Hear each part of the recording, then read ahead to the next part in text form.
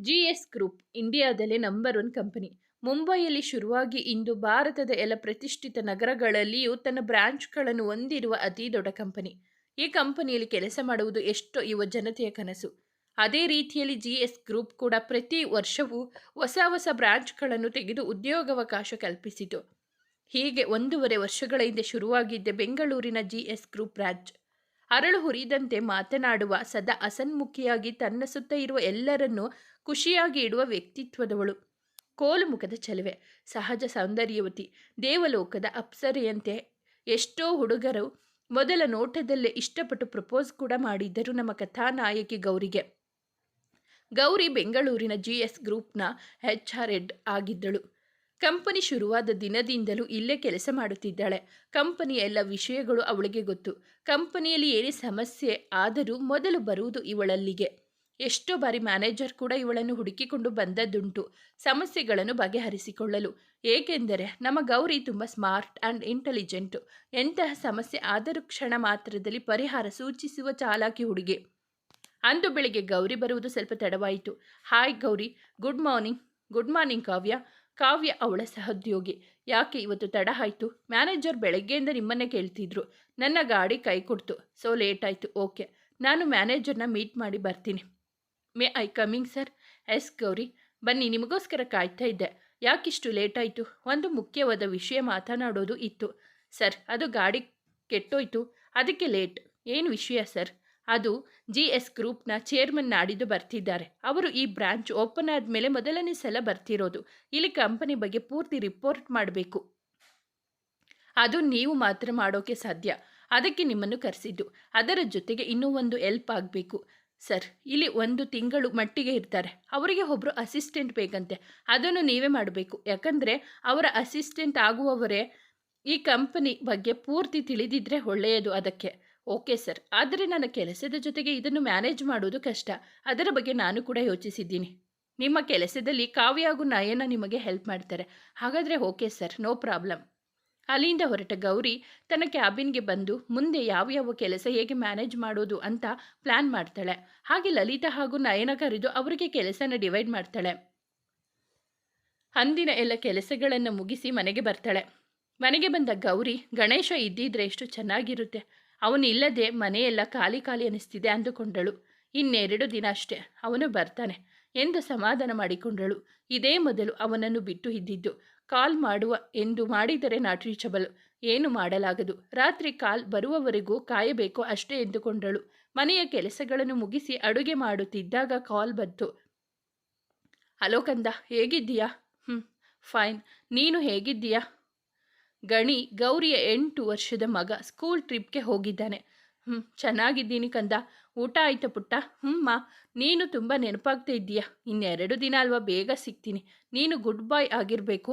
Ma'am ಹೇಳಿದಾಗೆ ಕೇಳಬೇಕು, ಓಕೆನಾ? ಆಯಿತು. ಹಲೋ ಮ್ಯಾಡ್, ನಾನು Ramya, Ganesh class teacher. Hello madam. Ganesh ಹೇಗಿದ್ದಾನೆ? ಇದೇ ಮೊದಲು ಅವನು ನನ್ನ ಬಿಟ್ಟು ಇರೋದು. ಹುಷಾರಾಗಿ ನೋಡ್ಕೊಳ್ಳಿ ಪ್ಲೀಸ್. ಡೋಂಟ್ ವರಿ ಮೇಡಮ್, ಅವನನ್ನು ನಾನು ನೋಡ್ಕೊತಿದ್ದೀನಿ. ನೀವು ನಿಶ್ಚಿಂತೆಯಿಂದ ಇರಿ. Thank you madam. Good night. Bye. Good night madam, bye. ಮಾತು ಮುಗಿದ ಮೇಲೆ ಊಟ ಮುಗಿಸಿ ಮಲಗಿದಳು. ಮರುದಿನ ಎಂದಿನಂತೆ ತನ್ನ ಕೆಲಸ ಮುಗಿಸಿ ಹಾಗೆ ನಾಳೆಯ ವೆಲ್ಕಮ್ಗೆ ಎಲ್ಲ ಸಿದ್ಧತೆ ಮಾಡಿ ಮನೆಗೆ ಬಂದಳು. ನಿನ್ನೆಯಂತೆ ಇಂದು ಸಹ ಮಗನೊಂದಿಗೆ ಮಾತನಾಡಿ ಊಟ ಮುಗಿಸಿ ನೆಮ್ಮದಿಯಾಗಿ ನಿದ್ರೆಗೆ ಜಾರಿದಳು. ಆದರೆ ಅವಳಿಗೇನು ಗೊತ್ತಿತ್ತು, ನಾಳೆಯಿಂದ ಅವಳ ನೆಮ್ಮದಿ ನಿದ್ದೆ ಎಲ್ಲ ಹಾರಿ ಹೋಗುತ್ತದೆ ಎಂದು. ಇವಳಿಲ್ಲಿ ನೆಮ್ಮದಿಯಿಂದ ನಿದ್ದೆ ಮಾಡುತ್ತಿದ್ದರೆ ವಿಧಿ ಮಾತ್ರ ಅವಳ ಜೀವನದಲ್ಲಿ ನಾಳೆ ಒಂದು ದೊಡ್ಡ ತಿರುವನ್ನು ನೀಡಲು ತಯಾರಿ ನಡೆಸಿತ್ತು. ಎಂದಿನಂತೆ ಅಂದು ಮುಂಜಾನೆ ಕೂಡ ಭಾಸ್ಕರನ ಕಿರಣಗಳು ಭೂಮಿಯನ್ನು ಸ್ಪರ್ಶಿಸಿದ್ದವು. ಆದರೆ ಗೌರಿಗೆ ಇನ್ನೂ ಮುಂಜಾನೆಯಾಗಿರಲಿಲ್ಲ. ಅದೇನೋ ಅಂದು ಬಹಳ ನಿದ್ರೆ ಆವರಿಸಿತು. ಅಂತೂ ಇಂತೂ ಗೌರಿ ಕಣ್ಣು ಬಿಟ್ಟಾಗ ಸಮಯ 8 ಗಂಟೆ ಆಗಿತ್ತು. ಗಡಿಯಾರ ನೋಡಿದ ತಕ್ಷಣ ದಿಗ್ಗನೆ ಎದ್ದು ಕೂತಳು. ಅವಸರವಾಗಿ ಹೊರಟಾಗಲೇ ನೆನಪಾಗಿದ್ದು ಇಂದು ಸಂಕಷ್ಟ ಚತುರ್ಥಿ ಎಂದು. ಅಯ್ಯೋ, ದೇವಸ್ಥಾನಕ್ಕೆ ಬೇರೆ ಹೋಗಬೇಕು, ಏನು ಮಾಡೋದು, ಆಫೀಸ್ಗೆ ಹೋಗುವಾಗ ಹೋದರಾಯಿತು ಎಂದುಕೊಂಡಳು. ಸ್ನಾನ ಮುಗಿಸಿ ಬಂದು ಕಪಾಟಿನಲ್ಲಿ ಸೀರೆಯನ್ನು ಹುಡುಕುವ ತೊಡಕಿದಳು. ಅವಳು ಯಾವಾಗಲೂ ಅಷ್ಟೇ, ದೇವಸ್ಥಾನಕ್ಕೆ ಹೊರಟರೆ ಸೀರೆಯಲ್ಲಿಯೇ ಹೋಗುವುದು. ಆದರೆ ಇದುವರೆಗೂ ಎಂದಿಗೂ ಆಫೀಸಿಗೆ ಸೀರೆಯಲ್ಲಿ ಹೋದವಳಲ್ಲ. ಅಲ್ಲೇನಿದ್ದರೂ ಜೀನ್ಸ್ ಜೊತೆ ಶಾರ್ಟ್ ಟಾಪ್ ಅಥವಾ ಸೆಲ್ವರ್ ಅಷ್ಟೇ. ಇದೇ ಮೊದಲ ಬಾರಿಗೆ ಆಫೀಸ್ಗೆ ಸೀರೆಯಲ್ಲಿ ಹೋಗುತ್ತಿರುವುದು. ಕಪಾಟಿನಿಂದ ಕೆಂಪು ಬಣ್ಣದ ಸೀರೆ ತೆಗೆದಳು. ಅದರೊಂದಿಗೆ ಅವಳ ನೆನಪಿನ ಬುತ್ತಿಯು ಬಿಚ್ಚಿತು. ಆ ಸೀರೆಯ ತುಂಬ ವಾದ್ಯದ ಚಿತ್ರಗಳು, ಜೊತೆಗೆ ಎಂಬ್ರಾಯ್ಡರಿ ಮಾಡಿದ ಅಂಶಗಳ ಚಿತ್ರಗಳು. ಆ ಸೀರೆಯ ನೊಮ್ಮೆ ನೋಡಿ ಕೈಯಿಂದ ಸವರಿ, ನನ್ನ ಆತ್ಮ ಬಂದು ಕೊಡಿಸಿದ ಮೊದಲ ಸೀರೆ ಎಂದು ತನಗೆ ತಾನೇ ಹೇಳಿಕೊಂಡಳು. ತಕ್ಷಣ ಎಚ್ಚೆತ್ತು ಅವಸರವಾಗಿ ಪೂಜೆ ಮುಗಿಸಿ ಹೊರಟಳು. ದೇವಸ್ಥಾನಕ್ಕೆ ಬಂದು ತನ್ನ ಆತ್ಮ ಬಂಧುವಿನ ಹೆಸರಿನಲ್ಲಿ ಅರ್ಚನೆ ಮಾಡಿಸಿ ಅಲ್ಲಿಂದ ಹೊರಟಳು. ಅದಾಗಲೇ ದೇವಸ್ಥಾನದಿಂದ ತುಂಬ ದೂರ ಬಂದಿದ್ದಳು. ಅವಳ ಗಾಡಿ ಬ್ಯಾಲೆನ್ಸ್ ತಪ್ಪಿದಂತಾಗಿ ಬ್ರೇಕ್ ಹಾಕಿದಳು. ನೋಡಿದರೆ ಸ್ಕೂಟಿ ಟೈರ್ ಪಂಚರ್ ಆಗಿತ್ತು. ತಕ್ಷಣ ಮ್ಯಾನೇಜರ್ಗೆ ಕಾಲ್ ಮಾಡಿ ವಿಷಯ ತಿಳಿಸಿದಳು.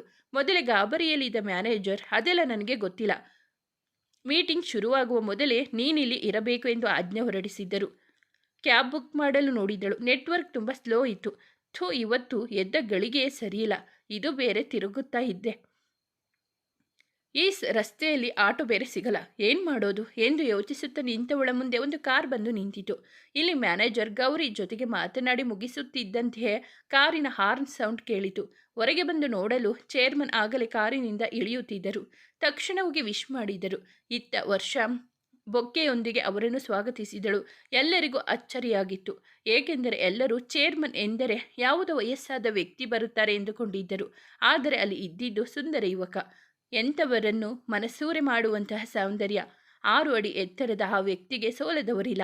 ವರ್ಷ ಅಂತೂ ಕಂಡ ತಕ್ಷಣ ಕಳೆದು ಹೋಗಿಬಿಟ್ಟಳು. MS ಎಂದು ಎಲ್ಲರಿಗೂ ಪರಿಚಿತನ ಆ ವ್ಯಕ್ತಿಯನ್ನು ಇದುವರೆಗೂ ಯಾರೂ ನೋಡಿರಲಿಲ್ಲ. ಏಕೆಂದರೆ ಅವನೆಂದಿಗೂ ಮಾಧ್ಯಮದ ಮುಂದೆ ಬಂದವನಲ್ಲ, ಬರಲು ಇಷ್ಟವೂ ಇರಲಿಲ್ಲ. ಎಲ್ಲರಿಗೂ ವಿಶ್ ಮಾಡಿ ಎಲ್ಲರನ್ನು ಪರಿಚಯ ಮಾಡಿಕೊಂಡ ಆ ವ್ಯಕ್ತಿ ತಕ್ಷಣವೇ ಒಂದು ಮೀಟಿಂಗ್ ಅರೇಂಜ್ ಮಾಡಿ, ನಾನು ಎಲ್ಲರೊಂದಿಗೆ ಮಾತನಾಡುವುದಿದೆ ಎಂದು ಹೇಳಿ ತನ್ನ ಚೇಂಬರ್ಗೆ ಹೊರಟರು. ಇತ್ತ ಗೌರಿ ಮುಂದೆ ಬಂದು ನಿಂತ ಕಾರಿನಿಂದ ಒಬ್ಬ ವ್ಯಕ್ತಿ ಇಳಿದು ಬಂದನು.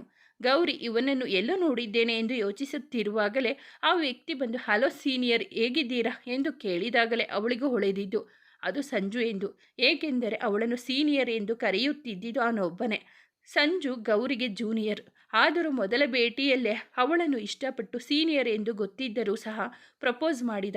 ಗೌರಿ ಸಹ ಅದನ್ನು ನಯವಾಗಿಯೇ ನಿರಾಕರಿಸಿದ್ದಳು. ಆದರೂ ಪಟ್ಟು ಬಿಡದೆ 1 ವಾರ ಅವಳ ಹಿಂದೆ ಸುತ್ತಿ ಸೋತು ಸಾಕಾಗಿ ಕೊನೆಗೆ ಅವಳ ಸ್ನೇಹ ಜೊತ್ತು ಬಿದ್ದ. ಇಂದಿಗೂ ಕೂಡ ಅವರಿಬ್ಬರ ನಡುವೆ ಇರುವುದು ನಿಷ್ಕಲ್ಮಶ ತುಂಬಿದ ಸ್ನೇಹ. Hi Sanju, fine. ನೀನು ಹೇಗಿದ್ದೀಯಾ?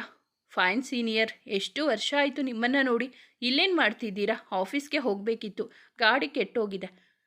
ಅಷ್ಟೇ ತಾನೇ, ಬನ್ನಿ ನಾನೇ ಡ್ರಾಪ್ ಮಾಡ್ತೀನಿ ಅಂದ. ಗೌರಿ ಕಾರಿನಲ್ಲಿ ಕೂತಳು. ಕಾರ್ ಮುಂದೆ ಚಲಿಸಿತು. Senior, address GK groups. What? ನೀವು GK ಗ್ರೂಪ್ಸ್ನಲ್ಲಿ ಕೆಲಸ ಮಾಡ್ತಿದ್ದೀರಾ? ನನಗೆ ಗೊತ್ತೇ ಇರಲಿಲ್ಲ. ನಾನು 2-3 ಬಾರಿ ಪ್ರಯತ್ನ ಮಾಡಿದೆ, ಅಲ್ಲಿ ಕೆಲಸ ಸಿಗಲೇ ಇಲ್ಲ. ನೀವು ಇದ್ದೀರಾ ಅಂತ ಗೊತ್ತಿದ್ದರೆ ಇನ್ಫ್ಲೂಯೆನ್ಸ್ ಆದರೂ ಮಾಡಿಸ್ಬೋದಿತ್ತು. ಅಲ್ಲಿ ಇನ್ಫ್ಲೂಯೆನ್ಸ್ ಎಲ್ಲ ನಡೆಯಲ್ಲ ಸಂಜು. ಅಲ್ಲೇನಿದ್ರೂ ಟ್ಯಾಲೆಂಟ್ಗೆ ಮಾತ್ರ ಬೆಲೆ.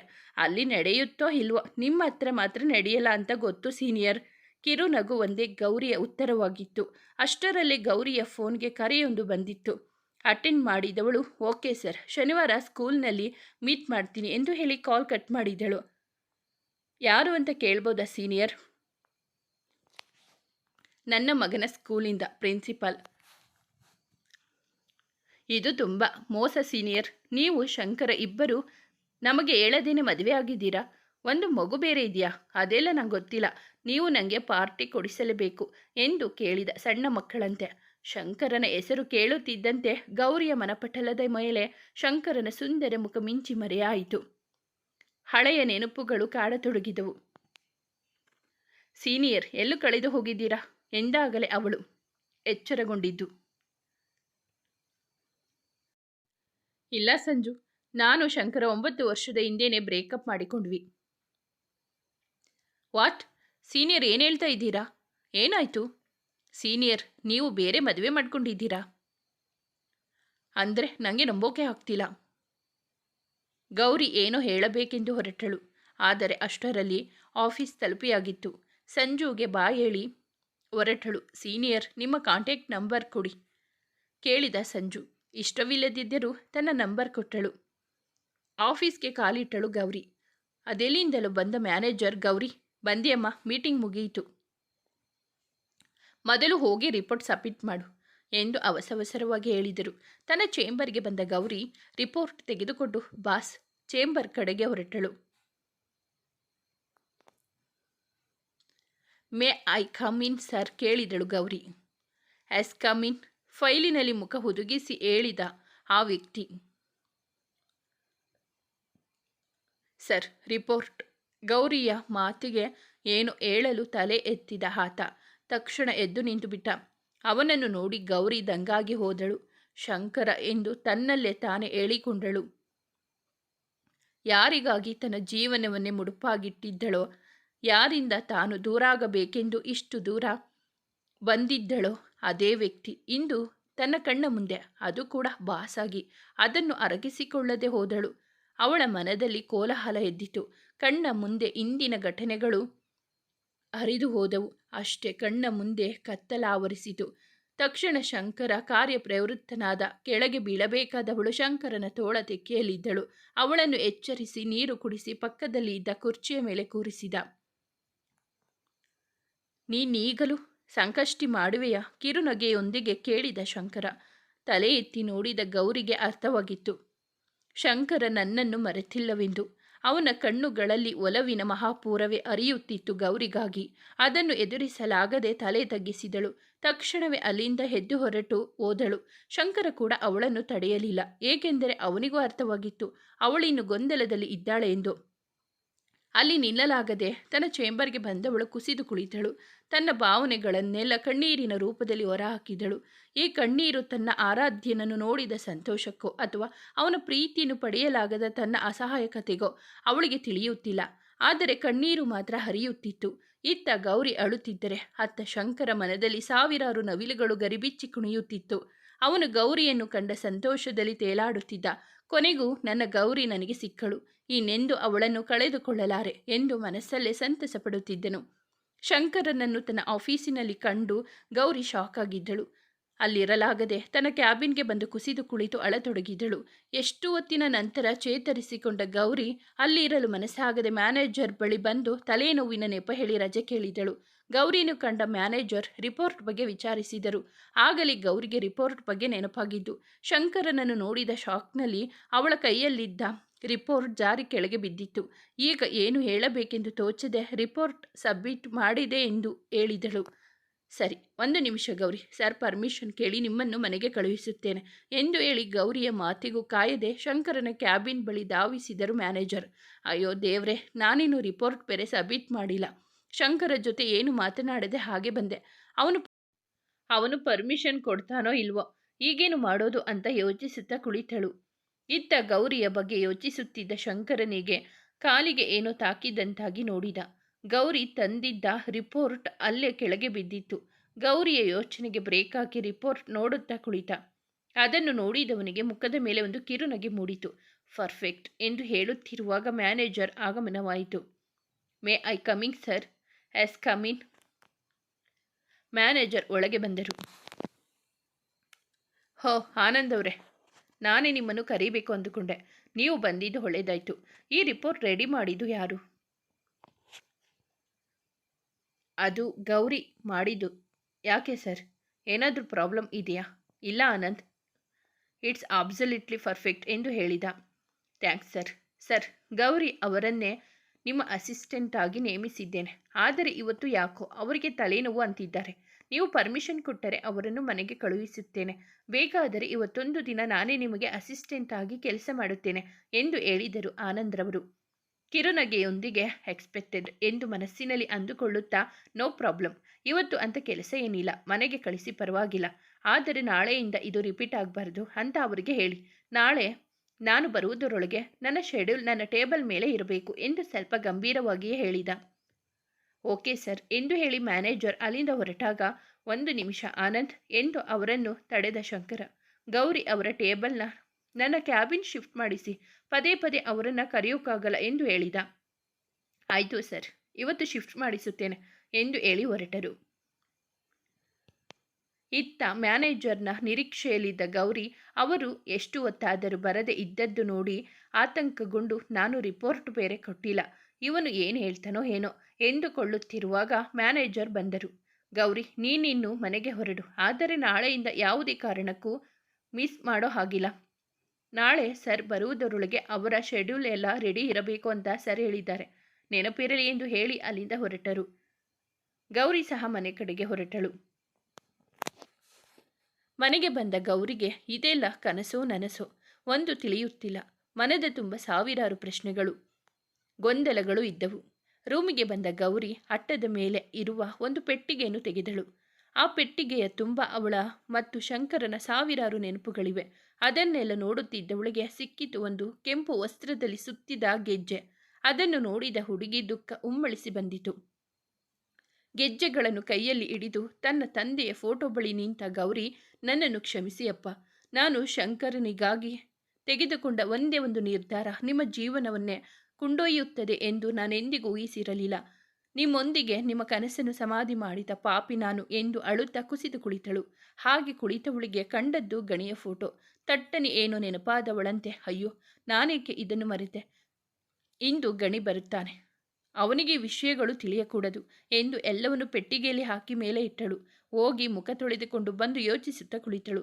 ಒಂದು ಬಾರಿ ರಿಸೈನ್ ಮಾಡಲು ಎಂದು ಯೋಚಿಸಿದಳು. ಆದರೆ ಕಂಪನಿ ಜೊತೆಗೆ ಮಾಡಿಕೊಂಡ ಅಗ್ರಿಮೆಂಟ್ ನೆನಪಾಯಿತು. ಅದರ ಪ್ರಕಾರ ನಾನಿನ್ನು 8 ತಿಂಗಳಾದರೂ ಅಲ್ಲಿ ಕೆಲಸ ಮಾಡಬೇಕು. ಅದೂ ಅಲ್ಲದೆ ರಿಸೈನ್ ಮಾಡಿದರೆ ಶಂಕರನಿಗೆ ಅನುಮಾನ ಬರುತ್ತದೆ. ಹಾಗೆಂದು ಸುಮ್ಮನೆ ಇದ್ದರೆ ಶಂಕರನನ್ನು ಎದುರಿಸುವುದು ಸುಲಭವಲ್ಲ. ಅವನ ಪ್ರಶ್ನೆಗಳಿಗೆ ನನ್ನ ಬಳಿ ಉತ್ತರವಿಲ್ಲ. ಹಾಗೆ ಉತ್ತರಿಸಿದರೂ ಅವನ ಮುಂದೆ ವಾದ ಮಾಡಿ ಗೆಲ್ಲಲಾರೆ. ನಾನು ಅವನನ್ನು ಬಿಟ್ಟು ಹೋಗಬಾರದು. ನನ್ನ ಕುಟುಂಬವನ್ನು ಮುಂದಿಟ್ಟುಕೊಂಡು ಅವನೇ ನನ್ನನ್ನು ಬಿಟ್ಟು ಹೋಗುವ ಹಾಗೆ ಮಾಡಬೇಕು ಎಂದು ನಿರ್ಧರಿಸಿದಳು. ನಂತರ ಎಲ್ಲವನ್ನು ಮರೆತು ಏನು ಹಾಗೆಯೇ ಇಲ್ಲ ಎನ್ನುವಂತೆ ಅಡಿಗೆ ಮನೆಗೆ ಬಂದು ಗಣಿಗೆ ಇಷ್ಟವಾದ ಬಾದುಷ ತಯಾರಿಸಿದಳು. ಅದನ್ನು ನೋಡಿದವಳಿಗೆ ಮತ್ತೆ ಶಂಕರನ ನೆನಪಾಯಿತು. ಅಷ್ಟರಲ್ಲಿ ಅವಳ ಯೋಚನೆಗಳಿಗೆ ಬ್ರೇಕ್ ಬೀಳುವಂತೆ ಕಾಲಿಂಗ್ ಬೆಲ್ ಕೇಳಿಸಿತು. ಬಾಗಿಲು ತೆಗೆದಾಗ ಕಂಡದ್ದು ಗಣಿ ಹಾಗೂ ರಮ್ಯಾ ಮೇಡಮ್. ಗೌರಿಯನ್ನು ನೋಡಿದ ಗಣಿ ಓಡಿ ಬಂದು ತಬ್ಬಿಕೊಂಡನು. ಮಿಸ್ ಯು ಮಾ ಎಂದನು. ಗೌರಿ ಕೂಡ ಮಿಸ್ ಯು ಸೋ ಮಚ್ ಕಂದ ಎಂದು ಆಲಂಗಿಸಿದಳು. ನಂತರ ರಮ್ಯಾ ಮೇಡಮ್ನನ್ನು ಒಳಗೆ ಕರೆದಳು. ಸಾರಿ ಮೇಡಮ್, ಇನ್ನು ಕೆಲವು ಮಕ್ಕಳನ್ನು ಮನೆಗೆ ಡ್ರಾಪ್ ಮಾಡಬೇಕು. ಇನ್ನೊಮ್ಮೆ ಯಾವಾಗಲಾದರೂ ಬರುತ್ತೇನೆ ಎಂದು ಹೇಳಿ ಹೊರಟರು. ಗೌರಿ ಗಣಿಗೆ ಕೈಕಾಲು ಮುಖ ತೊಳೆದು ಬಟ್ಟೆ ಬದಲಾಯಿಸಿ ಅವನಿಗೆ ಬಾದುಷ ಕೊಟ್ಟಳು. ಬಾದುಷ ಕಂಡು ಗಣಿಗೆ ಮುಖ ಹರಳಿತು. ಅಮ್ಮ, ನನಗೆ ಇನ್ನೂ ಬೇಕು ಎಂದು ಹಾಕಿಸಿಕೊಂಡು ತಿನ್ನುತ್ತಿದ್ದನು. ಅದನ್ನು ಕಂಡು ಗೌರಿಗೆ ಶಂಕರನ ನೆನಪಾಯಿತು. ಅವನು ಹೀಗೆ ಬಾದುಷ ಒಂದಿದ್ದರೆ ಸಾಕು, ಊಟ ತಿಂಡಿ ಎಲ್ಲ ಬಿಟ್ಟು ಅದನ್ನೇ ತಿಂದು ಬಿಡುತ್ತಿದ್ದ ಎಂದು ಯೋಚಿಸುತ್ತಿರುವಾಗಲೇ ಗಣಿ ಅಮ್ಮ ಇನ್ನೂ ಸ್ವಲ್ಪ ಎಂದು ಕೇಳುತ್ತಾನೆ. ಎಚ್ಚೆತ್ತ ಗೌರಿ, ಸಾಕು ಕಂದ, ಜಾಸ್ತಿ ತಿಂದರೆ ಹೊಟ್ಟೆ ನೋವು ಬರುತ್ತೆ ಎಂದಳು. ಇಲ್ಲ ಅಮ್ಮ, ನನಗಿನ್ನೂ ಬೇಕು ಎಂದು ಮುಖ ಊದಿಸಿಕೊಂಡು ಕುಳಿತ ಮಗನನ್ನು ಹೇಗೂ ಸಮಾಧಾನ ಮಾಡಿ ಅವನ ಗಮನವನ್ನು ಬೇರೆ ತಿರುಗಿಸಲು ಟ್ರಿಪ್ ಬಗ್ಗೆ ವಿಚಾರಿಸಿದಳು. ತುಂಬ ಸುಸ್ತಾಗಿದ್ದರಿಂದ ಟ್ರಿಪ್ ಬಗ್ಗೆ ಮಾತನಾಡುತ್ತಾ ಗಣಿ ಹಾಗೆಯೇ ಮಲಗಿಬಿಟ್ಟ. ಗೌರಿಯೇ ಅವನನ್ನು ಎಚ್ಚರಿಸಿ ರಾತ್ರಿ ಊಟ ಮಾಡಿಸಿ ಮಲಗಿಸಿದಳು. ಆದರೆ ಅವಳ ನಿದ್ರೆ ಮಾತ್ರ ಹಾರಿ ಹೋಗಿತ್ತು. ಹಳೆಯ ನೆನಪುಗಳು ಕಾಡತೊಡಗಿದವು. ಎಷ್ಟೇ ಪ್ರಯತ್ನಿಸಿದರೂ ನಿದ್ರೆ ಹತ್ತಿರವು ಸುಳಿಯಲಿಲ್ಲ. ಹಾಗೂ ಹೀಗೂ ಬೆಳಗಿನವರೆಗೂ ನಿದ್ರೆ ಇಲ್ಲದೆ ಕಳೆದು ಎದ್ದು ಕುಳಿತಳು. ಗೌರಿ ಮನೆಗೆ ಬಂದ ಮೇಲೆ ಅಲ್ಲಿ ಶಂಕರ ಕೂಡ ಮನೆಗೆ ಹೊರಟ. ಅವನಿಗಾದ ಸಂತೋಷದಲ್ಲಿ ಮನೆಗೆ ಬಂದವನೇ ತನ್ನ ತಾಯಿಯನ್ನು ಎತ್ತಿ 2 ಸುತ್ತು ತಿರುಗಿಸಿ ಇಳಿಸಿದ. ಏನೋ ಇದು ಹುಡುಗಾಟ, ನನಗೆ ಸುಸ್ತಾಯಿತು. ಏನಾಯಿತು ನಿನಗೆ ಇದ್ದಕ್ಕಿದ್ದ ಹಾಗೆ ಎಂದು ಕೇಳಿದರು ಅನಸೂಯ. ನಾನು ಹೇಳೋ ವಿಷಯ ಕೇಳಿದರೆ ನಿನ್ನ ಸುಸ್ತೆಲ್ಲ ಒಂದೇ ಕ್ಷಣಕ್ಕೆ ಮಾಯ ಹೋಗುತ್ತೆ ಗೊತ್ತಾ ಅನು ಡಾರ್ಲಿಂಗ್. ಅನಸೂಯ ಅವರು ಮೇಲುನಕ್ಕು ಅಂಥದ್ದೇನಾಯಿತು ಶಂಕರ ಎಂದರು. ನಾನಿವತ್ತು ಗೌರಿನ ನೋಡಿದೆ ಅನು. ಅವಳು ನಮ್ಮ ಆಫೀಸ್ನಲ್ಲಿ ಕೆಲಸ ಮಾಡ್ತಿದ್ದಾಳೆ. ಅನಸೂಯ ಅವರು ಆಶ್ಚರ್ಯದಿಂದ ಹೌದೇನೋ, ಕೊನೆಗೂ ಸಿಕ್ಕಿದಳಲ್ಲ. 9 ವರ್ಷದಿಂದ ಹುಡುಕ್ತಾ ಇದ್ದೀಯಾ ಅವಳನ್ನು, ಮತ್ತೆ ಒಬ್ಬನೇ ಬಂದಿದ್ದೀಯಾ ಅವಳಲ್ಲಿ? ಅವಸರ ಮಾಡಬೇಡ ಅನು, ನಿನಗೆ ಗೊತ್ತಲ್ವಾ ಏನೇನೆಲ್ಲ ಆಗಿದೆ ಅಂತ. ಕಣೋ, ಅವಳು ಸಿಕ್ಕಿದ ಖುಷಿಯಲ್ಲಿ ಎಲ್ಲ ಮರೆತು ಬಿಟ್ಟೆ. ಒಂದು ರೀತಿಲಿ ಇವತ್ತಿನ ನಿನ್ನ ಸ್ಥಿತಿಗೆ ನಾನೇ ಕಾರಣ. ಹೋಗ್ಲಿ ಬಿಡು, ಅವಳನ್ನು ಮಾತನಾಡಿಸಿದೆಯಾ? ಇನ್ನೂ ಇಲ್ಲ ಅನು. ಅವಳು ನನ್ನನ್ನು ನೋಡಿ ತುಂಬ ಗಾಬರಿಯಾದಳು. ಬಹುಶಃ ಅವಳು ನನ್ನನ್ನು ಅಲ್ಲಿ ನಿರೀಕ್ಷಿಸಿರಲಿಲ್ಲ. ತಲೆನೋವಿನ ನೆಪ ಹೇಳಿ ಮನೆಗೆ ಹೊರಟು ಹೋದಳು. ಅನಸೂಯ ಅವರ ಕಣ್ಣುಗಳು ತುಂಬಿದವು. ಇದೆಲ್ಲ ಆಗಿದ್ದು ನನ್ನಿಂದಲೇ ಶಂಕರ. ನಾನೇ ಅವಳೊಂದಿಗೆ ಒಮ್ಮೆ ಮಾತನಾಡುತ್ತೇನೆ, ಆಗಲಾದರೂ ಎಲ್ಲ ಸರಿ ಹೋಗಬಹುದು. ಅವಸರ ಮಾಡಬೇಡ ಅನು. 9 ವರ್ಷ ಗೌರಿ ಎಲ್ಲಿದ್ದಳು, ಹೇಗಿದ್ದಳು ಒಂದು ತಿಳಿದಿಲ್ಲ. ಅಕಸ್ಮಾತ್ ವಸಂತ ಅಂಕಲ್ ಹೇಳಿದ್ದು ನಿಜ ಆಗಿದ್ರೆ? ಹಾಗೆಲ್ಲ ಹೇಳಬೇಡ ಶಂಕರ. ನನಗೆ ನಂಬಿಕೆ ಇದೆ, ಗೌರಿ ನಿನ್ನನ್ನು ಬಿಟ್ಟು ಬೇರೆ ಮದುವೆಯಾಗಲು ಸಾಧ್ಯವೇ ಇಲ್ಲ. ಅದು ನನಗೂ ಗೊತ್ತು ಅನು. ಆದರೂ ಕೆಲವೊಮ್ಮೆ ಭಯವಾಗುತ್ತದೆ. ಅವಳು ನನ್ನಿಂದ ದೂರ ಆಗಲು ಸಾಧ್ಯವಿಲ್ಲ. ಆದರೆ ಪರಿಸ್ಥಿತಿಗಳು ಅವಳ ಕೈ ಮೀರಿದ್ದರೆ? ಅದೇ ನನ್ನ ಯೋಚನೆ. ಯೋಚಿಸಬೇಡ, ಎಲ್ಲವೂ ಸರಿ ಹೋಗುತ್ತದೆ. ಅವರ ಮಾತಿಗೆ ಶಂಕರ ಎಂದು ತಲೆ ಆಡಿಸಿ ತನ್ನ ರೂಮ್ಗೆ ಬಂದ. ತುಂಬ ವಿಶಾಲವಾದ ಆ ರೂಮಿನ ಮಧ್ಯಭಾಗದಲ್ಲಿ ಒಂದು ಮಂಚ, ಗೋಡೆಗಳ ತುಂಬ ಅವನ ಮತ್ತು ಗೌರಿಯ ಫೋಟೋಗಳು, ಮಂಚದ ಪಕ್ಕದಲ್ಲಿ ಒಂದು ದೊಡ್ಡದಾದ ಶಿವಪಾರ್ವತಿಯ ಪ್ರತಿಮೆ. ಆ ರೂಮಿಗೆ ಹೊಂದಿಕೊಂಡಂತೆ ಒಂದು ಪುಟ್ಟ ಕೊಠಡಿ ಇತ್ತು. ಆ ಕೊಠಡಿಯ ಒಂದು ಭಾಗದಲ್ಲಿ ನಾನಾ ವಿಧವಾದ ವಾದ್ಯಗಳನ್ನು ಜೋಡಿಸಲಾಗಿತ್ತು. ಮತ್ತೊಂದು ಭಾಗದಲ್ಲಿ ಶಂಕರ ಗೆದ್ದ ಹಲವಾರು ಪ್ರಶಸ್ತಿಗಳನ್ನು ಜೋಡಿಸಲಾಗಿತ್ತು. ಮತ್ತೊಂದು ಬದಿಯ ಗೋಡೆಗೆ ನೇತು ಹಾಕಿರುವ ಗೆಜ್ಜೆ, ಅದನ್ನು ತೆಗೆದುಕೊಂಡ ಶಂಕರ, ನೀನೆ ಕೊಡಿಸಿದ ಗೆಜ್ಜೆಗಳು ಗೌರಿ. ಒಬ್ಬ ಗುರುವಾಗಿ, ಗೆಳತಿಯಾಗಿ, ಪ್ರೇಯಸಿಯಾಗಿ ನನಗೆ ಜೀವನ ಪಾಠವನ್ನು ಕಲಿಸಿದವಳು ನೀನು. ವಿದೇಶಿ ಸಂಸ್ಕೃತಿಯನ್ನು ಮೈಗೂಡಿಸಿಕೊಂಡ ನನ್ನನ್ನು ಅಪ್ಪಟ ಭಾರತೀಯನಾಗಿ ಮಾಡಿದವಳು ನೀನು.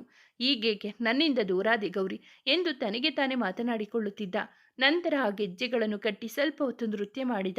ಹೇಗೂ ದಿನ ಕಳೆದು ನಾಳೆ ಗೌರಿಯ ಜೊತೆ ಮಾತನಾಡಲೇಬೇಕು ಎಂದುಕೊಂಡು ಮಲಗಿದ. 9 ವರ್ಷಗಳಿಂದ ಅವನ ಮೇಲೆ ಮುನಿಸಿಕೊಂಡಿದ್ದ ನಿದ್ರಾದೇವಿ ಇಂದು ಅವನನ್ನು ಸಂಪೂರ್ಣವಾಗಿ ಆವರಿಸಿದ್ದಳು.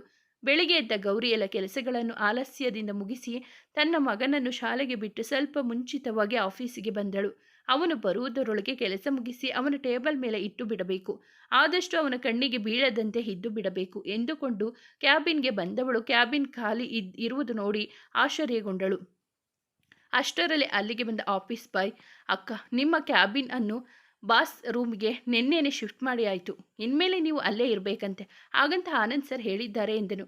ಇದೊಂದು ಕಡಿಮೆ ಇತ್ತು, ಎಲ್ಲ ನನ್ನ ಕರ್ಮ ಎಂದುಕೊಳ್ಳುತ್ತಾ ಬ್ಯಾಸ್ ಕ್ಯಾಬಿನ್ ಬಂದವಳು ತಬ್ಬಿಬ್ಬಾದಳು. ಏಕೆಂದರೆ ಶಂಕರ ಆಗಲೇ ಬಂದು ಬಿಟ್ಟಿದ್ದ. ಅವಳನ್ನು ನೋಡಿದ ಶಂಕರ, ಹೋ welcome miss Gauri, good morning ಎಂದ ಕಿರುನಗೆಯೊಂದಿಗೆ. ಗೌರಿ ಕೂಡ ಕೊಂಚ ಸಾವರಿಸಿಕೊಂಡು ಗುಡ್ ಮಾರ್ನಿಂಗ್ ಸರ್ ಎಂದು ಹೇಳಿ ಅವಳ ಸೀಟಿನಲ್ಲಿ ಕುಳಿತು ಅಂದಿನ ಶೆಡ್ಯೂಲ್ ರೆಡಿ ಮಾಡತೊಡಗಿದಳು. ಶಂಕರನಿಗೆ ಅವಳ ಧ್ವನಿ ಕೇಳಿ ಖುಷಿಯಾದರೂ ಸರಿ ಎಂದು ಸಂಬೋಧಿಸಿದ್ದು ತುಂಬ ಬೇಸರವಾಯಿತು. ಬೇಸರದಲ್ಲಿ ಕಿಟಕಿಯ ಹತ್ತಿರ ಬಂದು ಮೋಡಗಳನ್ನು ನೋಡುತ್ತಾ ನಿಂತು ಬಿಟ್ಟ. ಸ್ವಲ್ಪ ಹೊತ್ತಿನ ನಂತರ ಶೆಡ್ಯೂಲ್ ರೆಡಿ ಮಾಡಿ ಶಂಕರನಿಗೆ ಕೊಡಲು ಬಂದ ಗೌರಿ ಕೆಳಗೆ ಬಿದ್ದಿರುವ ಪೆನ್ ನೋಡದೆ ಅದರ ಮೇಲೆ ಕಾಲಿಟ್ಟು ಜಾರಿದಳು. ಶಂಕರ ಹಿಂದೆ ತಿರುಗುವುದಕ್ಕೂ ಗೌರಿ ಜಾರುವುದಕ್ಕೂ ಸರಿ ಹೋಯಿತು. ಕ್ಷಣ ಮಾತ್ರದಲ್ಲಿ ಗೌರಿ ಶಂಕರನ ಮೇಲೆ ಬಿದ್ದಿದ್ದಳು. ಇಬ್ಬರ ಕಣ್ಣೋಟಗಳು ಕೂಡಿದವು. ತನ್ನ ಭಾವನೆಗಳನ್ನು ಎಷ್ಟೇ ಹತ್ತಿಕ್ಕಿದ್ದರೂ ಶಂಕರನ ಪ್ರೀತಿಯ ಮುಂದೆ ಅವಳು ಗೆಲ್ಲಲಾರಳು. ಆ ಕ್ಷಣಕ್ಕೆ ಮೈಮರೆತಳು. ಶಂಕರನ ಕಣ್ಣುಗಳು ಅವಳನ್ನು ಪ್ರತಿಕ್ಷಣ ಸೋಲಿಸುತ್ತಿದ್ದವು. ಶಂಕರನಿಗೂ ಗೌರಿಯ ಮನದ ಭಾವನೆ ಅವಳ ಕಣ್ಣುಗಳಲ್ಲಿ ಸ್ಪಷ್ಟವಾಗಿ ಗೋಚರಿಸಿತು. ಗೌರಿ ಎಂದೆಂದಿಗೂ ನನ್ನವಳೆ ಎಂಬ ಭಾವನೆ ಮತ್ತಷ್ಟು ದೃಢವಾಗಿತ್ತು. ಸ್ವಲ್ಪ ಹೊತ್ತಿನ ಬಳಿಕ ಇಬ್ಬರು ಸಾವರಿಸಿಕೊಂಡು ಎದ್ದರು. ಅಲ್ಲಿಂದ ಹೊರಟ ಗೌರಿಯ ಕೈಯನ್ನು ಹಿಡಿದಿದ್ದ ಶಂಕರ ತಕ್ಷಣ ಬೆಚ್ಚಿದಳು. ಅವನ ಕಡೆ ತಿರುಗದೆಯೇ ಕೈ ಬಿಡು ಶಂಕರ ಎಂದಳು ಸಣ್ಣ ಧ್ವನಿಯಲ್ಲಿ. ಅವನ ಮತ್ತಷ್ಟು ಹಿಡಿದ ಬಲಪಡಿಸಿ ಅವಳನ್ನು ಎಳೆದುಕೊಂಡ. ಆ ರಭಸಕ್ಕೆ ಗೌರಿ ತಿರುಗಿ ಅವನ ಎದೆಯ ಮೇಲೆ ಬಿದ್ದಳು. ತಕ್ಷಣ ಹಿಂದೆ ಸರಿದು 2 ಹೆಜ್ಜೆ ಹಿಂದೆ ಇಟ್ಟಳು ಅಷ್ಟೇ. ಅಷ್ಟರಲ್ಲಿ ಶಂಕರ ಅವಳ ಸೊಂಟ ಬಳಸಿ ತನ್ನೆಡೆಗೆ ಸೆಳೆದುಕೊಂಡ. ಆ ಸ್ಪರ್ಶಕ್ಕೆ ಗೌರಿ ಸೋತು ಹೋದಳು. ಒಂದು ಕೈಯಲ್ಲಿ ಸೊಂಟ ಬಳಸಿ ಮತ್ತೊಂದು ಕೈಯಲ್ಲಿ ಅವಳ ಮುಖವನ್ನು ಮೇಲೆತ್ತಿದ. ಗೌರಿ ಕಣ್ಣು ಮುಚ್ಚಿದಳು. ಅವಳ ಹಣೆಗೆ ಹೂ ಮುತ್ತಿಟ್ಟ. ಗೌರಿ ವಿರೋಧಿಸಲಿಲ್ಲ. ಅವಳ ಕೆನ್ನೆಗಳನ್ನು ಚುಂಬಿಸಿ ನೋಡಿದ. ಈಗಲೂ ಅವಳು ವಿರೋಧಿಸಲಿಲ್ಲ. ಅದನ್ನೇ ಸಮ್ಮತಿ ಎಂದು ತಿಳಿದು ಅವಳ ಮುಖವನ್ನೆಲ್ಲ ಚುಂಬಿಸಿದ. ಇನ್ನೇನು ಅದರಗಳಿಗೆ ಚುಂಬಿಸಬೇಕು ಎನ್ನುವಷ್ಟರಲ್ಲಿ ಗೌರಿ ಎಚ್ಚೆತ್ತು ಅವನನ್ನು ಬಲವಾಗಿ ದೂರ ತಳ್ಳಿದಳು. ಅವಳು ತಳ್ಳಿದ ರಭಸಕ್ಕೆ ಅವನು ನೆಲದ ಮೇಲೆ ಬಿದ್ದನು. ಏನು ಮಾಡುತ್ತಿರುವೆ ನಾನು? ಈಗೇಕೆ ಮೈಮರೆತೆ? ಇಲ್ಲ, ನಾನು ತಪ್ಪು ಮಾಡುತ್ತಿರುವೆ. ಕೊಟ್ಟ ಮಾತು ತಪ್ಪಿ ಮೈಮರೆತರೆ ಅನಾಹುತವಾಗುವುದು ಖಂಡಿತ. ನಾನು ಶಂಕರನಿಂದ ದೂರ ಉಳಿಯಬೇಕು. ಅದೇ ಶಂಕರನಿಗೂ ಒಳ್ಳೆಯದು ಎಂದು ತನ್ನ ಯೋಚನೆಯಲ್ಲಿ ಮುಳುಗಿದಳು ಗೌರಿ. ಇತ್ತ ಕೆಳಗೆ ಬಿದ್ದ ಶಂಕರ ಮೇಲೆದ್ದು ಗೌರಿ ಹಾಗೆ ನಿಂತಿರುವುದನ್ನು ನೋಡಿ ಅವಳ ಭುಜದ ಮೇಲೆ ಕೈ ಇಟ್ಟು ಗೌರಿ ಎಂದು ಕರೆದನು. ಎಚ್ಚೆತ್ತ ಗೌರಿ ತಕ್ಷಣ ಅವನ ಕೈ ಕೊಸರಿ, ನನ್ನನ್ನು ಮುಟ್ಟಬೇಡ ಶಂಕರ, ನೀನು ನಿನ್ನ ಮಿತಿಯನ್ನು ಮೀರುತ್ತಿರುವೆ, ನನ್ನಿಂದ ದೂರವಿರು ಎಂದಳು. ತಬ್ಬಿಬ್ಬಾದ ಶಂಕರ, ಏನಾಯ್ತು ಗೌರಿ? ಇಷ್ಟು ಹೊತ್ತು ಎಲ್ಲವೂ ಸರಿಯಾಗಿಯೇ ಇತ್ತು. ಇದ್ದಕ್ಕಿದ್ದ ಹಾಗೆ ಏನಾಯ್ತು ನಿನಗೆ? ಅದು ಅಲ್ಲದೆ ನನ್ನ ಗೌರಿಯನ್ನು ಮುಟ್ಟುವ ಹಕ್ಕು ನನಗಿಲ್ಲವೇ ಎಂದನು. ಖಂಡಿತವಾಗಿಯೂ ಇಲ್ಲ. ಯಾರು ನಿನ್ನ ಗೌರಿ? ನೋಡು ಶಂಕರ, ನಾನು ನನ್ನ ಸಂಸಾರದೊಂದಿಗೆ ಸುಖವಾಗಿದ್ದೇನೆ. ನನ್ನ ಗಂಡನೇ ನನ್ನ ಸರ್ವಸ್ವ, ನನ್ನ ಮಗನೇ ನನ್ನ ಪ್ರಪಂಚ. ನೆಮ್ಮದಿಯಾಗಿರುವ ನನ್ನ ಜೀವನದಲ್ಲಿ ಮತ್ತೆ ಬಿರುಗಾಳಿ ಏಳಿಸಬೇಡ. ದಯವಿಟ್ಟು ನನ್ನಿಂದ ದೂರ ಹೊರಟು ಹೋಗು ಎಂದು ಹೇಳಿ ಅಲ್ಲಿಂದ ಹೊರಟು ಹೋದಳು. ಗೌರಿ ಹೇಳಿದ ಮಾತು ಕೇಳಿ ಶಂಕರನಿಗೆ ನಿಂತ ನೆಲವೇ ಬಾಯಿ ಬಿಟ್ಟ ಅನುಭವ. ನನ್ನ ಗೌರಿ ನನ್ನವಳಲ್ಲ ಎಂಬುದನ್ನು ಅವನಿಂದ ಅರಗಿಸಿಕೊಳ್ಳಲು ಆಗಲಿಲ್ಲ. ಹಾಗೆಯೇ ನೆಲದ ಮೇಲೆ ಕುಸಿದು ಕುಳಿತ. ಗೌರಿ ನನ್ನವಳಲ್ಲ ಎಂಬುವುದು ಅವನಿಗೆ ಬಹಳ ನೋವು ತಂದಿತ್ತು. ಇತ್ತ ಕ್ಯಾಬಿನ್ಗೆ ಬಂದ ಗೌರಿ, ಕ್ಷಮಿಸು ಶಂಕರ, ನಿನ್ನನ್ನು ನೋಯಿಸುವ ಆಸೆ ನನಗಿಲ್ಲ. ಆದರೆ ನನಗೆ ಬೇರೆ ದಾರಿ ಇಲ್ಲ. ನೀನು ನನ್ನಿಂದ ದೂರವಾಗಲೇಬೇಕು. ನಿನ್ನನ್ನು ಪಡೆಯುವ ಅದೃಷ್ಟ ನನಗಿಲ್ಲ ಎಂದು ಮನದಲ್ಲಿಯೇ ಮರುಗಿದಳು. ಸ್ವಲ್ಪ ಸಮಯದ ನಂತರ ಎದ್ದ ಶಂಕರ ಕೋಪದಲ್ಲಿ ಅಲ್ಲಿಂದ ಹೊರನಡೆದ. ಹೊರಗೆ ಬಂದವನು ತನ್ನ ಕಾರನ್ನು ವೇಗವಾಗಿ ಚಲಾಯಿಸಿಕೊಂಡು ಹೋದ. ಮೊದಲಿನಿಂದಲೂ ಶಂಕರನ ಕೋಪದ ಅರಿವಿದ್ದ ಗೌರಿಗೆ ಇದನ್ನೆಲ್ಲ ನೋಡಿ ದಿಗಿಲಾಯಿತು. ಮೊದಲೇ ಅವನಿಗೆ ಕೋಪ ಜಾಸ್ತಿ. ಕಾರನ್ನು ಬೇರೆ ವೇಗವಾಗಿ ಚಲಾಯಿಸಿಕೊಂಡು ಹೋಗಿದ್ದಾನೆ. ಅವನಿಗೆ ಏನಾದರೂ ಆದರೆ ಎಂದು ನಿಂತಲ್ಲೇ ಕಣ್ಣೀರಾದಳು. ನಂತರ ಅವಳ ಕ್ಯಾಬಿನ್ನಲ್ಲಿರುವ ಪುಟ್ಟ ಶಿವಲಿಂಗದ ಮುಂದೆ ಕುಳಿತು ಮಾತನಾಡತೊಡಗಿದಳು. ಇನ್ನು ಏನೇನು ನೋಡಬೇಕೆಂದು ನನ್ನನ್ನು ಉಳಿಸಿದ್ದೀಯ ಪರಮಾತ್ಮ. ಇಷ್ಟು ದಿನ ಎಷ್ಟೇ ಕಷ್ಟಗಳು ಬಂದರೂ ನೋವಿದ್ದರೂ ನಾನೆಂದಿಗೂ ನಿನ್ನ ಮೇಲಿನ ನಂಬಿಕೆ ಕಳೆದುಕೊಂಡಿಲ್ಲ. ನನ್ನ ಶಂಕರನಿಗೆ ಏನಾದರೂ ಆದರೆ ಎಂದಿಗೂ ನಿನ್ನನ್ನು ನಂಬುವುದಿಲ್ಲ, ಮಾತನಾಡುವುದಿಲ್ಲ, ನೆನಪಿಟ್ಟುಕೋ ಎಂದು ಶಿವಲಿಂಗಕ್ಕೆ ಹೇಳುತ್ತಿದ್ದಳು. ಗೌರಿ ಮೊದಲಿನಿಂದಲೂ ಶಿವನ ಭಕ್ತೆ ಎನ್ನುವುದಕ್ಕಿಂತ ಒಬ್ಬ ಸ್ನೇಹಿತೆ. ಯಾರೊಂದಿಗೂ ಹೇಳಿಕೊಳ್ಳಲಾಗದ ಎಷ್ಟೋ ವಿಷಯಗಳನ್ನು ಶಂಕರನೊಂದಿಗೆ ಹೇಳಿಕೊಳ್ಳುತ್ತಿದ್ದಳು. ಒಂದು ರೀತಿಯಲ್ಲಿ ಆ ಶಿವ ಅವಳ ಜೀವದ ಗೆಳೆಯನಿದ್ದ ಭಾವಿಸಿದಳು. ವೇಗವಾಗಿ ಕಾರು ಚಲಾಯಿಸಿಕೊಂಡು ಬಂದ ಶಂಕರ ಊರಿನ ಹೊರಗೆ ಯಾವುದೋ ಒಂದು ಬೆಟ್ಟದ ಬಳಿ ಕಾರು ನಿಲ್ಲಿಸಿದ. ಅಷ್ಟು ಹೊತ್ತಿಗಾಗಲೇ ತುಂತುರು ಮಳೆ ಶುರುವಾಗಿತ್ತು. ಕಾರಿನಿಂದ ಇಳಿದು ಬಂದ ಆ ರಸ್ತೆಯಲ್ಲಿ ಮಂಡಿಯೂರಿ ಕುಸಿದು ಕುಳಿತ. ಗೌರಿ ಹೇಳಿದ, ನನ್ನ ಗಂಡನೇ ನನ್ನ ಸರ್ವಸ್ವ, ನನ್ನ ಮಗನೇ ನನ್ನ ಪ್ರಪಂಚ ಎಂಬ ಮಾತುಗಳ ಕಿವಿಯಲ್ಲಿ ಗುಯಿಗುಡುತ್ತಿದ್ದವು. ನೋ ಎಂದು ಜೋರಾಗಿ ಕಿರುಚಿದ. ಕಣ್ಣಿನಲ್ಲಿ ನೀರು ಹರಿಯುತ್ತಿದ್ದರೂ ಕೈಗಳು ಮಾತ್ರ ಅದನ್ನು ಒರೆಸುವ ಗೋಜಿಗೆ ಹೋಗಲಿಲ್ಲ. ಅವನ ನೋವು ನೋಡಿ ಆ ಆಕಾಶವು ಕೂಡ ಅವನೊಂದಿಗೆ ಅಳುತ್ತಿರುವಂತೆ ಭಾಸವಾಯಿತು ಅವನಿಗೆ. ಆ ಪ್ರಕೃತಿಯೇ ಅವನೊಂದಿಗೆ ರೋಧಿಸುವಂತೆ ಅನಿಸುತ್ತಿತ್ತು. ಇಲ್ಲಿ ಆತಂಕಗೊಂಡ ಗೌರಿ ಶಂಕರನಿಗೆ ಕಾಲ್ ಮಾಡಲು ಮೊಬೈಲ್ ತೆಗೆದಳು. ನನ್ನ ಮೊಬೈಲ್ನಿಂದ ಕಾಲ್ ಮಾಡಿದರೆ ಶಂಕರನಿಗೆ ಅನುಮಾನ ಬರಬಹುದು ಎಂದು ಅದನ್ನು ಒಳಗಿಟ್ಟು ಆಫೀಸ್ ಲ್ಯಾಂಡ್ಲೈನ್ನಿಂದ ಶಂಕರನಿಗೆ ಕರೆ ಮಾಡಿದಳು. ಆದರೆ ಶಂಕರ ಮೊಬೈಲನ್ನು ಆಫೀಸ್ನಲ್ಲಿ ಬಿಟ್ಟು ಹೋಗಿದ್ದ. ಆ ದಿನವೆಲ್ಲ ಗೌರಿ ಆತಂಕದಲ್ಲಿಯೇ ಕಳೆದಳು. ಎಷ್ಟೋ ಸಮಯದ ನಂತರ ತನ್ನನ್ನು ತಾನು ಸಮಾಧಾನಿಸಿಕೊಂಡ ಶಂಕರ ತನ್ನ ಕಾರನ್ನು ಮನೆಯ ಕಡೆ ತಿರುಗಿಸಿದ. ಆದರೆ ಯಾಕೋ ಮನೆಗೆ ಹೋಗಲು ಮನಸ್ಸಾಗದೆ ತನ್ನ ಮನೆಯ ಹತ್ತಿರ ಇರುವ ಒಂದು ಪಾರ್ಕ್ನಲ್ಲಿ ಬಂದು ಕುಳಿತ. ಈಗಲೂ ಅವನ ಕಣ್ಣುಗಳು ತುಂಬಿಕೊಂಡಿದ್ದವು. ಅವನ ಕಣ್ಣಿನ ಹನಿಗಳು ಭೂಮಿಗೆ ಜಾರುತ್ತಿದ್ದರೆ ಅವನ ಮನಸ್ಸು ಮಾತ್ರ ಗತಕ್ಕೆ ಜಾರಿತು. 10 ವರ್ಷಗಳ ಹಿಂದೆ. ಅಂದು ಬೆಳಗಿನ ಜಾವ ಶಂಕರ ಆಗ ತಾನೇ ಜಾಗಿಂಗ್ ಮುಗಿಸಿ ಬಂದಿದ್ದ. ಗುಡ್ ಮಾರ್ನಿಂಗ್ ಶಂಕರ, ವಿಶ್ ಮಾಡಿದರು ಅನಸೂಯ. ವೆರಿ ಗುಡ್ ಮಾರ್ನಿಂಗ್ ಅನು ಎಂದ ಶಂಕರ. ಇವತ್ತಿನ ದಿನ ನೆನಪಿದೆ ತಾನೆ? ಕಾಲೇಜಿಗೆ ಮೊದಲನೇ ದಿನ. ತಪ್ಪಿಸಬೇಡ, ನವೀನ್ ಮತ್ತೆ ನಕ್ಷತ್ರ ನಿನ್ನ ಜೊತೆ ಇರ್ತಾರೆ. ಏನಾದರೂ ಪ್ರಾಬ್ಲಮ್ ಆದರೆ ಕಾಲ್ ಮಾಡು. ನನಗೆ ಅರ್ಜೆಂಟ್ ಮೀಟಿಂಗ್ ಇದೆ, ನಾನು ಹೊರಡುತ್ತೇನೆ. ತಿಂಡಿ ತಿಂದು ಹೊರಡು, ಹಾಗೆ ಹೋಗಬೇಡ ಎಂದು ಹೇಳಿ ಅನಸೂಯ ಅವರು ಮೀಟಿಂಗ್ಗೆ ಹೊರಟರು. ಓಕೆ ಅನು ಎಂದು ಶಂಕರ ರೂಮಿನ ಕಡೆ ನಡೆದ. ನಮ್ಮ ಶಂಕರ ಕಾಲೇಜಿಗೆ ರೆಡಿಯಾಗಿ ಬರುವುದರೊಳಗೆ ಅವನ ಕುಟುಂಬದ ಬಗ್ಗೆ ಒಂದು ಪುಟ್ಟ ಪರಿಚಯ ಮಾಡಿಸಿಕೊಡುತ್ತೇನೆ. ಶಂಕರ ಹುಟ್ಟಿದಾಗ ಅವನ ಮನೆಯಲ್ಲಿ ಇದ್ದಿದ್ದು ಶಂಕರನ ಅಪ್ಪ ರಾಮ್ ಪ್ರಸಾದ್, ಅಮ್ಮ ಅನಸೂಯ, ಅಜ್ಜಿ ಅನ್ನಪೂರ್ಣ ಹಾಗೂ ಶಂಕರ. ಶಂಕರನ ತಾತ ಅಂತಹ ಶ್ರೀಮಂತರಲ್ಲದಿದ್ದರೂ ತಮ್ಮ ಒಬ್ಬನೇ ಮಗನನ್ನು ಚೆನ್ನಾಗಿ ಓದಿಸಿದ್ದರು. ರಾಮ್ ಪ್ರಸಾದ್ ಕೆಲ ಕಾಲ ಖಾಸಗಿ ಕಂಪನಿಯಲ್ಲಿ ಕೆಲಸ ಮಾಡಿ ನಂತರ ಲೋನ್ ತೆಗೆದು ಅವರೇ ಸ್ವಂತ ಬಿಸಿನೆಸ್ ಪ್ರಾರಂಭಿಸಿದರು. ಈ ನಡುವೆ ಶಂಕರನ ತಾತ ಸಹ ತೀರಿ ಹೋಗಿದ್ದರು. ಅವರು ಹೋದ 1 ವರ್ಷಕ್ಕೆ ಹುಟ್ಟಿದವನೇ ಶಂಕರ. ಎಲ್ಲರಿಗೂ ಶಂಕರನೇ ತಾತನೇ ಮತ್ತೆ ಹುಟ್ಟಿದಷ್ಟು ಖುಷಿಯಾಗಿತ್ತು. ಶಂಕರ ಹುಟ್ಟಿದ ನಂತರ ರಾಮ್ ಪ್ರಸಾದ್ ಅವರ ಬಿಸ್ನೆಸ್ ಕೂಡ ಚೆನ್ನಾಗಿ ಬೆಳೆಯಿತು. ಹೀಗೆ ವರ್ಷಗಳು ಹುರುಳುತ್ತಿದ್ದವು. ಇಷ್ಟು ಚಂದವಾದ ಸಂಸಾರದ ಮೇಲೆ ಯಾರ ದೃಷ್ಟಿ ಬಿತ್ತೋ ಏನೋ ಒಂದು ದುರ್ಘಟನೆ ಸಂಭವಿಸಿಯೇ ಬಿಟ್ಟಿತು. ಶಂಕರನಿಗೆ 10 ವರ್ಷ ಇರುವಾಗ ದೇವಸ್ಥಾನಕ್ಕೆ ಅಂತ ಹೋದ ಶಂಕರನ ಅಜ್ಜಿ ಹಾಗೂ ಅಪ್ಪ ಹೆಣವಾಗಿ ಮನೆಗೆ ಬಂದಿದ್ದರು. ಆಕ್ಸಿಡೆಂಟ್ ಆಗಿ ಸ್ಥಳದಲ್ಲಿಯೇ ಮೃತಪಟ್ಟಿದ್ದರು. ಅನಸೂಯ ಅವರ ರೋದನೆಯಂತೂ ಮುಗಿಲು ಮುಟ್ಟಿತು. ಶಂಕರ ಮಾತ್ರ ಅಳಲಿಲ್ಲ, ಮೌನವಾಗಿ ಬಿಟ್ಟ. ಅವರ ಕಾರ್ಯಗಳೆಲ್ಲ ಮುಗಿದ ಸ್ವಲ್ಪ ದಿನಗಳಲ್ಲಿಯೇ ಶಂಕರ ಹುಷಾರು ತಪ್ಪಿದ. ಬದುಕುಳಿಯುವ ಸಾಧ್ಯತೆಗಳೇ ಕಡಿಮೆ ಎಂದರು ವೈದ್ಯರು. ಅತ್ತೆ ಮತ್ತು ಗಂಡನ ಸಾವು, ಕಂಪನಿಯ ಜವಾಬ್ದಾರಿ ಹಾಗೂ ಮಗನ ಅನಾರೋಗ್ಯ ಎಲ್ಲವನ್ನು ನಿಭಾಯಿಸುವ ಹೊಣೆ ಈಗ ಅನಸೂಯ ಅವರಿಗೆ. ಅವಳ ಅದೃಷ್ಟವೋ ಎಂಬಂತೆ ಶಂಕರ ಬದುಕುಳಿದ. ಆದರೆ ಮತ್ತೊಂದು ಸಮಸ್ಯೆ ಶುರುವಾಯಿತು. ಶಂಕರ ಬಹಳ ಮಂಕಾಗಿರುತ್ತಿದ್ದ. ಯಾವುದರಲ್ಲೂ ಆಸಕ್ತಿ ಇರಲಿಲ್ಲ. ಅಪ್ಪನನ್ನು ಅತಿಯಾಗಿ ಹಚ್ಚಿಕೊಂಡಿದ್ದ. ಶಂಕರ ಸದಾ ಅವರ ಫೋಟೋ ಮುಂದೆ ಕುಳಿತಿರುತ್ತಿದ್ದ. ಕೆಲವೊಮ್ಮೆ ಎಷ್ಟು ಮಾತನಾಡಿಸಿದರೂ ಮಾತನಾಡುತ್ತಿರಲಿಲ್ಲ. ಅನಸೂಯ ಅವರಿಗೆ ಇದೊಂದು ದೊಡ್ಡ ಚಿಂತೆಯಾಯಿತು. ಶಂಕರನನ್ನು ನೋಡಿದ ಮನೋವೈದ್ಯರು ಅವರಿಗೆ ಸ್ಥಳ ಬದಲಾವಣೆ ಅವಶ್ಯಕತೆ ಇದೆ. ಅದರ ಜೊತೆಗೆ ಅವನ ತಂದೆಯ ಸಂಬಂಧಿಸಿದ ಯಾವುದೇ ವಸ್ತುಗಳು ಅಥವಾ ವಿಷಯಗಳು ಕೆಲವು ವರ್ಷ ಅವನ ಬಳಿ ಸುಳಿಯದಂತೆ ನೋಡಿಕೊಳ್ಳಬೇಕು ಎಂದರು. ಅನಸೂಯ ಅವರಿಗೆ ಆಕಾಶವೇ ಕಳಚಿ ತಲೆಯ ಮೇಲೆ ಬಿದ್ದಂತಾಯಿತು. ಏಕೆಂದರೆ ಅವರೇನಾದರೂ ಅಲ್ಲಿಂದ ಬೇರೆ ಕಡೆ ಹೋದರೆ ಅವರ ಬಿಸ್ನೆಸ್ಸನ್ನು ನುಂಗಿ ಹಾಕಲು ಬಹಳ ಜನ ಕಾಯುತ್ತಿದ್ದರು. ಅಂದು 10 ಕೆಲಸಗಾರರೊಂದಿಗೆ ಶುರು ಮಾಡಿದ ಕಂಪನಿ ಇಂದು ಸಾವಿರಾರು ಕೆಲಸಗಾರರಿಗೆ ಜೀವನ ಕಟ್ಟಿಕೊಟ್ಟಿತು. ಲಕ್ಷಾಂತರ ರೂಪಾಯಿ ಹಾಕಿ ಶುರು ಮಾಡಿದ ಕಂಪನಿ ಇಂದು ಕೋಟ್ಯಾಂತರ ರೂಪಾಯಿ ವರಮಾನ ತರುತ್ತಿತ್ತು. ಹಾಗಾಗಿ ಬಹಳ ಜನರಿಗೆ ಅದರ ಮೇಲೆ ಕಣ್ಣಿತ್ತು. ಈ ಸಮಯದಲ್ಲಿ ಅವರಿಗೆ ನೆರವು ನೀಡಿದ್ದು ಅವರ ಅಣ್ಣ ಅನಿಲ್.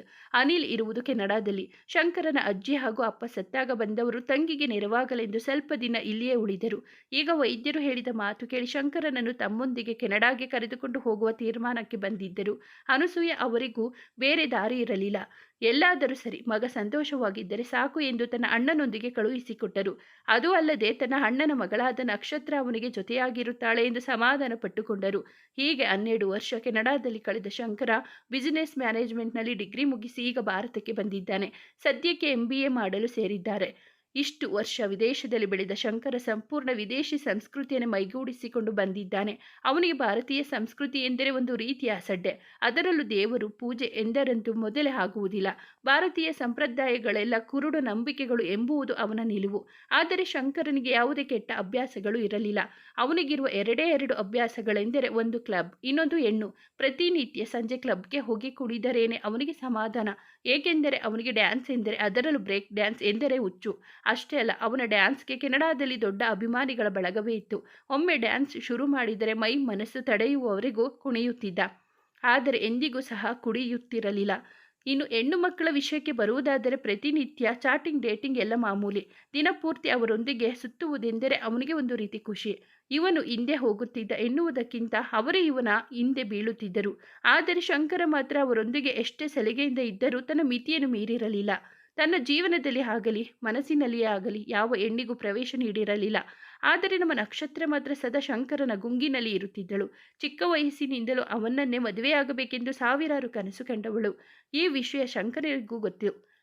ಅವನು ಸಹ ಅಷ್ಟೇ ಸ್ಪಷ್ಟವಾಗಿ ಅವಳ ಪ್ರೀತಿಯನ್ನು ನಿರಾಕರಿಸಿದ್ದ. ಇಷ್ಟೆಲ್ಲ ಆದರೂ ಇಬ್ಬರ ನಡುವಿನ ಸ್ನೇಹದ ಕೊಂಡಿ ಮಾತ್ರ ಕಳಚಿ ಬಿದ್ದಿರಲಿಲ್ಲ. ಏಕೆಂದರೆ ಶಂಕರ ಒಂಟಿಯಾಗಿದ್ದಾಗ ಅವನಿಗೆ ಹೆಗಲು ಕೊಟ್ಟು ಸಂತೈಸಿದವಳು ಇದೇ ನಕ್ಷತ್ರ. ಹಾಗಾಗಿ ಯಾವುದೇ ಕಾರಣಕ್ಕೂ ಅವಳ ಸ್ನೇಹವನ್ನು ಕಳೆದುಕೊಳ್ಳಲು ಶಂಕರ ಸಿದ್ಧನಿಲ್ಲ. ಈಗ ಅವನಿಗಾಗಿ ಅವಳು ಸಹ ಭಾರತಕ್ಕೆ ಬಂದು ಅದೇ ಕಾಲೇಜಿನಲ್ಲಿ MBAಗೆ ಸೇರಿದ್ದಾಳೆ. ಇದಿಷ್ಟು ನಮ್ಮ ನಾಯಕನ ಪರಿಚಯ. ಶಂಕರ ರೆಡಿಯಾಗಿ ಕಾಲೇಜಿಗೆ ಹೊರಟ. ಮುಂದುವರಿಯುವುದು. ಸ್ನೇಹಿತರೆ, ಈ ಕಥೆ ನಿಮಗೆ ಇಷ್ಟವಾಗಿದ್ದರೆ ದಯವಿಟ್ಟು ಒಂದು ಲೈಕ್ ಮಾಡಿ, ನಮ್ಮ ಚಾನಲನ್ನು ಸಬ್ಸ್ಕ್ರೈಬ್ ಆಗಿ, ಪಕ್ಕದಲ್ಲಿರುವ ಬೆಲ್ ಬಟನ್ ಕ್ಲಿಕ್ ಮಾಡಿ. ನಿಮ್ಮ ಫ್ರೆಂಡ್ಸ್ ಆ್ಯಂಡ್ ಫ್ಯಾಮಿಲಿಗೆ ಕಥೆಯನ್ನು ಶೇರ್ ಮಾಡಿ. ನಿಮ್ಮ ಅನಿಸಿಕೆ ಅಭಿಪ್ರಾಯವನ್ನು ಕಾಮೆಂಟಲ್ಲಿ ತಿಳಿಸಿ. ಕಥೆಯನ್ನು ಕೇಳಿದ್ದಕ್ಕಾಗಿ ಧನ್ಯವಾದಗಳು.